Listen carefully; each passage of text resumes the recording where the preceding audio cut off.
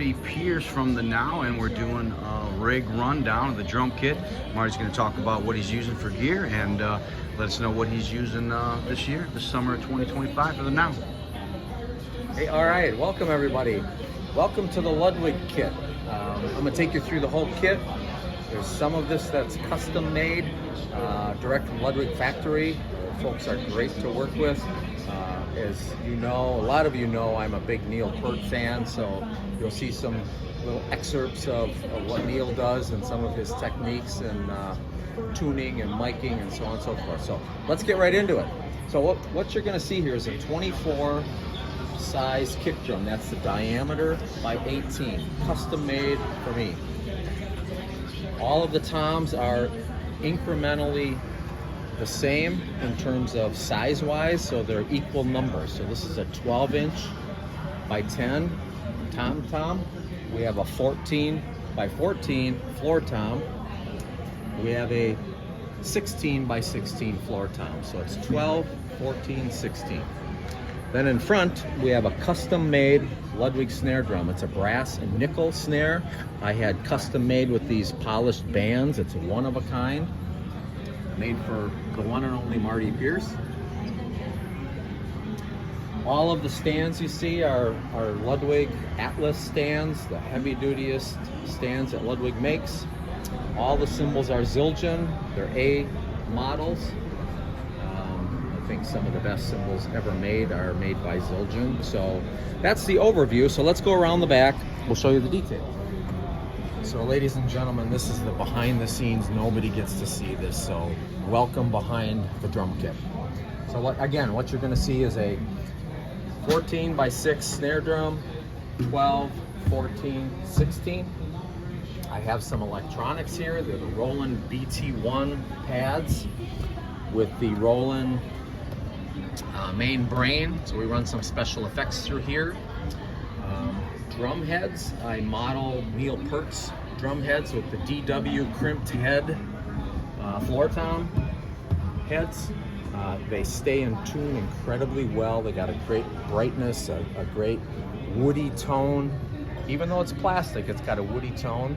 And I run the Remo ambassador head, it's coated head on the top of the snare.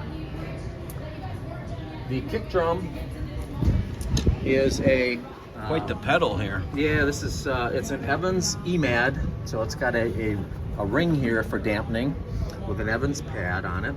I run DW 9000 pedals, so it's a double kick drum pedal, the DW hi-hat stand. Of course, you got to have the matching stand. You can't mix and match. But bulletproof, runs well. Inside the kick drum, there's an AE 2500. It's a dual condenser kick drum mic. It's a dynamic and condenser mic built in. All of the toms, I run the AE 2500s, Audio Technica, same mics that Neil Peart used on his toms. The overheads are the Shure SM81s, some of the top of the line for brightness and fidelity. And I've got a little rocket mic here on the hi-hat, which is it's actually a Behringer. Great high-end, great fidelity. The sticks, I play ProMark 747s. I played these for about many decades. Those are Neil Peart. Neil Peart versions, yep. Tuning, I use a TuneBot. It's an electronic tuning device, and I tune to a pitch. So each of the lugs are dialed into a specific pitch, and then you have a fundamental pitch for the drum. These are proprietary for me. I can't share those numbers, but if you go online to TuneBot, they show many different drummers, their setups, their tuning, muffling. I worked with a couple sound guys years ago. Some tuning and muffling techniques from Sunrise Studios in California. So you'll see some oddball pieces of things taped to the drums. Wonderful opening of the drum and then closing of the drum tuning techniques. The rack tom, I use an Evans floating ring, and I have it taped down. So, lastly, all Zildjian cymbals. I run 14 hi-hats, 18 crash, 18 crash, 18 crash, 18 China. I'm a big fan of that big cymbal sound. The smaller cymbals have too tight of a sustain and not much fundamental resonance to them. Ride is a 22 Zildjian with a Z-bell for special effects, so a pinging Z-bell ping noise. That's about it. So I notice you don't use a throne with a back. Some guys like the support back on this. I do not. I think that using a back, you become a little bit on the lazy side because you have to have a good posture.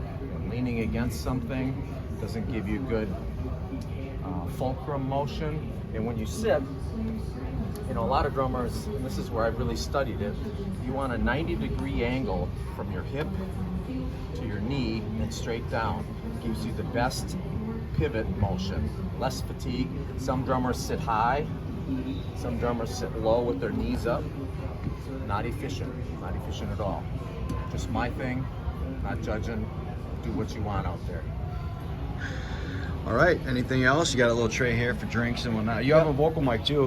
What do you use for that? I do have a vocal mic. This is a Sennheiser. It's 47. Yep. Great mic. It's got an on and off switch. Our front house guy, Kevin, doesn't like the bleeding of when I'm not singing or talking. The mic is shut off.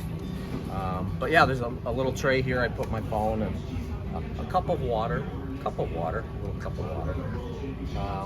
So, hope that was helpful. If you got any questions, come see us at a show. I'd love to show you the kit. I like to take a lot of pride in it. Drums, to a lot of people, are kind of a utilitarian thing. You just bang on them. But I think quite differently. They're an instrument. They need to be clean. They need to be tuned. They need to be maintained. And take pride in it, and hopefully you hear the difference. So, thanks for taking the tour, and come see us at one of the Now shows coming up.